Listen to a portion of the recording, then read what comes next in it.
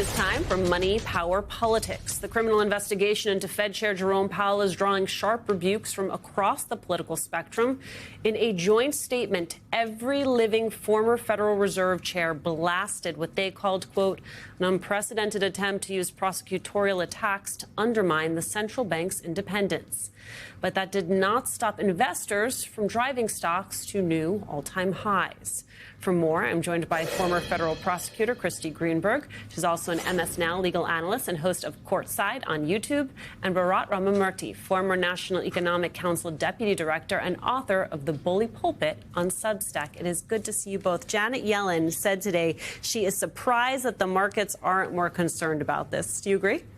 It's a little bit surprising because, what the actions that Trump has taken here do threaten the Fed's independence. And traditionally, Fed independence has been thought to be a key underpinning of economic performance and stock market performance in the United States. I think what market participants are seeing is that there's not necessarily going to be a lot of follow through from Trump here. I think that, like we saw on tariffs, where Trump always chickens out, I think that market has sort of internalized this idea that Trump will push a little bit towards the edge and then back off when he starts to see blowback from his own party, blowback from the business community. It's a risky bet that the market is making, but my guess is that that's what they're responding to. Isn't it true, though, in the case of tariffs, that some, though, of the back and forth is actually what caused volatility in the economy? Absolutely. And I do think that they're underestimating the risk here. And it's not necessarily about Jay Powell specifically. It's important to remember Jay Powell's term ends in a few months. And so what Trump is doing to Powell specifically, I think, is less about shaping Powell's actions over the next few months and more about sending a message to whoever replaces Jerome Powell that if you don't follow Trump's lead on interest rate decisions, this is the type of repercussions that you are going to face, including potentially criminal prosecution and criminal investigation. Okay, Christy, I understand that starting an investigation is not the same as presenting enough evidence to secure a grand jury indictment. Explain the actual merits of a criminal investigation here. Well, it's not the same, but you still need some kind of factual basis to start an investigation. You can't just say, this is my political enemy, so I want to start an investigation. There has to be a predicate.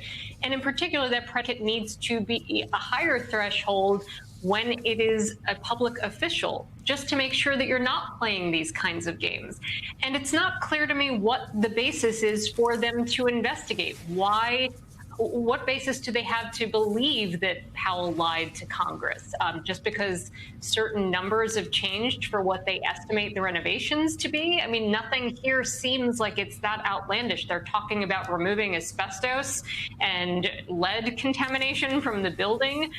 This is not like demolishing a ballroom and plastering gold decor all over and, slapping Trump's name on it. Like, this is not that extreme. So it's not clear why they are doing this, but in any event, I don't think there's much concern because it's unlikely she would ever get to the stage of actually securing an indictment. We have seen the D.C. U.S. Attorney Jeanine Pirro be rejected by grand juries at least in 8 cases that I counted last. And, you've heard the saying a grand jury will indict a ham sandwich, but not if Jeanine Pirro is the chef. So I don't think anybody's all that worried that this is actually going to translate into a case. But it certainly is more about this idea of he has to still expend resources in answering this and dealing with documents requests. It's time, it's money, it's a nuisance, and it is intimidation. And it's certainly, I agree, a warning to the next incoming chair that if you don't do what I say and you don't act as my puppet, you will be fired, and potentially worse, you will potentially face criminal investigation and prosecution. So I take the point about the message to the next chair, but also, Jerome Powell could sit on the Board of Governors until January 2028. So is it also about removing Powell?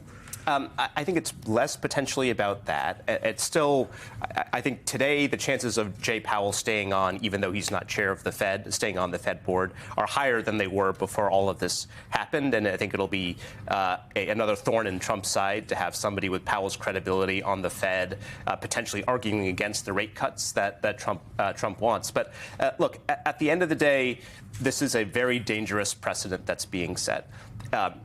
Trump has tried to attack the Fed officials in a number of different ways. Remember, it's not just Jay Powell. Remember, he went after Lisa Cook. That's now tied up in court where his claims have been largely rejected. he desperately wants to have direct control over setting interest rates. And we've seen time and again from empirical research, from historical research in other countries, that leads us down a dangerous path towards higher inflation, which, again, I think is a bit ironic that Trump has been pushing for all of this because his number one political problem is inflation. And by trying to push rates down, that actually it raises the possibility of accelerating inflation and worsening his political problems.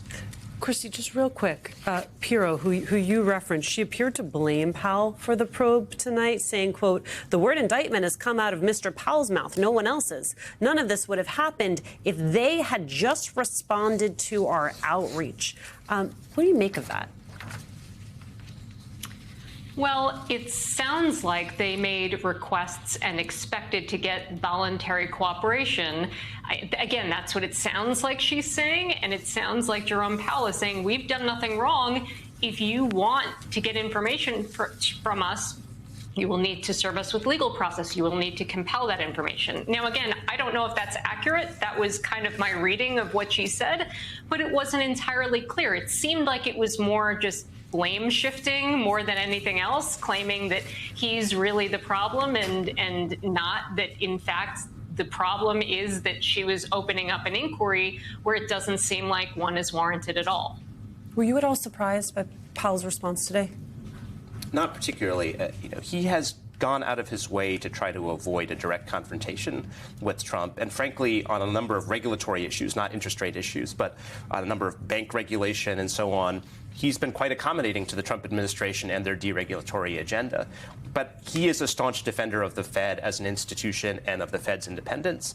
And it's pretty clear to me from the statement, from the video that he released, really an unprecedented step for the Fed chair to release a video like this, that he feels like this is a unique threat to the institution of the Fed, less so Jerome Powell himself, but the institution.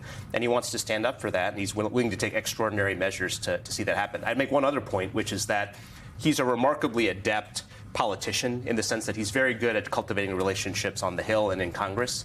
And I think you're seeing that pay off with defense of his actions, not just from Democrats, but from a wide variety of Republicans willing to stand up to Trump, which is not something we've seen very much recently. Tom Tillis, Lisa Murkowski, go into the mat.